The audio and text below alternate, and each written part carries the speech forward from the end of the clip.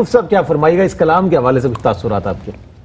دیکھیں ماشاءاللہ جو ہے قبلہ مفتی صاحب نے بہت ہی زبردست انداز میں جو ہے وہ کلام کے بارے میں رہنمائی کی، اور بالخصوص جس شعر کے بارے میں مفتی صاحب نے کہا کہ جو صابر پاک کا شعر ہے، از جلوہ شریعت یافتم حقیقت، ایک اینگل سے قبلہ مفتی صاحب نے روشنی ڈالی، ایک اینگل سے میں تھوڑی بات کرتا ہوں کہ دیکھیں یہاں پر صابر پاک یہ بتا رہے ہیں کہ جو طریقت ہے وہ جلوہ شریعت ہی سے حاصل ہونی ہے، کہ میں نے کہاں سے حاصل کی ہے؟ جلوہ شریعت سے۔ تو جب مخدوم صابر پاک جیسی ہستیاں بھی طریقت جلوہ شریعت ہی سے حاصل کرتی ہیں، تو اور کوئی کون ہوتا ہے جو یہ کہے کہ جناب شریعت الگ ہے طریقت الگ ہے؟ تو شریعت اور طریقت میں جو یہ غیریت کا تصور ہے، اس باطل تصور کی صابر پاک نے اپنے اس کلام کے ذریعے جڑ کاٹ کے رکھ دی۔ صدیوں پہلے انہوں نے یہ بات بتا دی کہ طریقت ہم ایسی ہستیوں کو بھی ملنی ہے تو جلوہ شریعت ہی سے ملنی ہے، تو جلوہ شریعت یافتم طریقت۔ اور دوسرا جو آگے ایک مصرے کے اندر انہوں نے بات کی، اس مصرے کی معنویت پہ بھی روشنی ڈالوں گا کہ جنہوں نے کہا نا تو ہادی و رہنمائی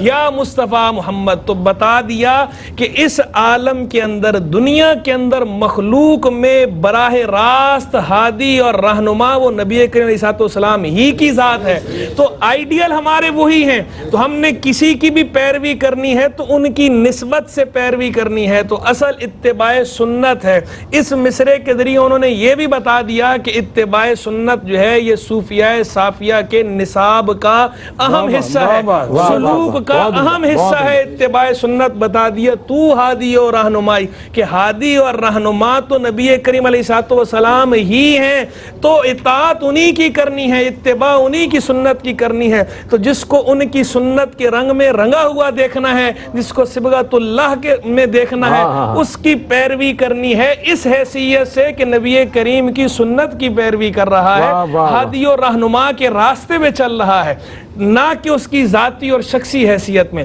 اصل پیروی جو ہے وہ نبی کریم علیہ السلام کی ہے، ذات رسالت مآب علیہ السلام کی ہے۔ تو یہ جو ہمارے صوفیاء صافیہ کا کلام ہوتا ہے،